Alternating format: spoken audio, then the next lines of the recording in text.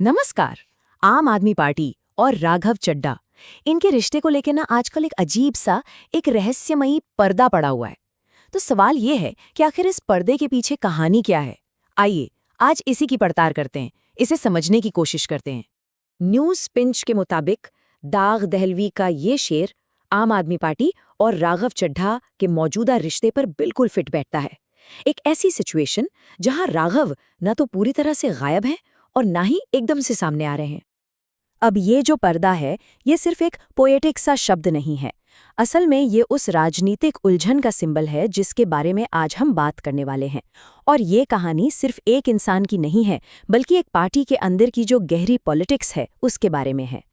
और फिर अहमद फराज का ये शेर ये कहानी को एक बिल्कुल नया मोड़ दे देता है। सोर्स की माने तो अब बात सिर्फ छिपने छिपाने की नहीं रह गई है। नहीं, मामला अब भरोसे के टूटने तक जा पहुंचा है। और ये तो हम सब जानते हैं कि सियासत में, पॉलिटिक्स में भरोसे से बढ़कर कुछ भी नहीं होता। तो यहाँ सबसे बड़ा सवाल यही उठता है कि एक पॉलिटिकल रिलेशनशिप में इस पर्दे का और इस टूटे हुए भरोसे का आखिर मतलब क्या है। क्या कुछ चल रहा है आम आदमी पार्टी के अंदर? चलिए आगे इसी पहेली को सुलझाते हैं।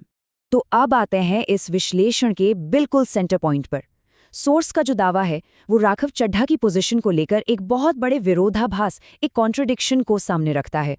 तो जो सबसे बड़ा दावा है सोर्स का वो ये है कि राघव चड्ढा कथित तौर पर पार्टी में तो है, लेकिन पार्टी के नहीं है।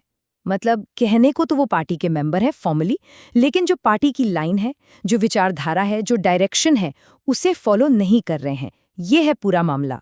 सवाल ये भी है कि भाई ऐसा क्यों है? तो सोर्स के मुताबिक इसकी वजह ये है कि राघव चड्ढा ने पार्टी लाइन से थोड़ा हटकर अपनी एक अलग ही राह बना ली है। एक ऐसी राह जो उन्हें पार्टी से धीरे धीरे दूर ले जा रही है। यहाँ पर देखिए कि ये हुआ कैसे। एक तरफ है पार्टी की एक तय रणनीति, एक कलेक्टिव सोच, और दूसरी तरफ सोर्स का दावा है कि राघव चड्ढा ने एक इंडिपेंडेंट पॉलिटिकल रास्ता चुना, जिसका मेन फोकस अपनी पर्सनल पॉपुलैरिटी को बढ़ाना था।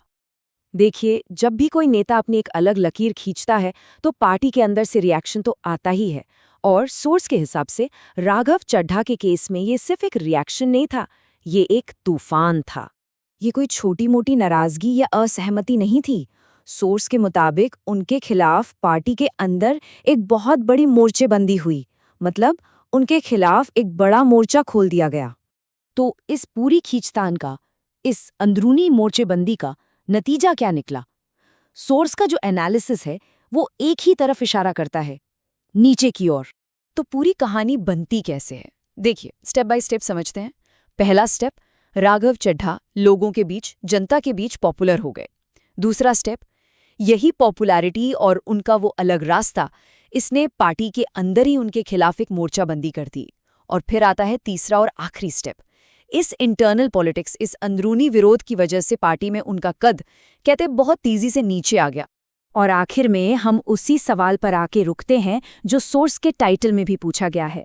इस पूरे एनालिसिस के बाद राघव चड्ढा की भूमिका को कैसे देखा जाए?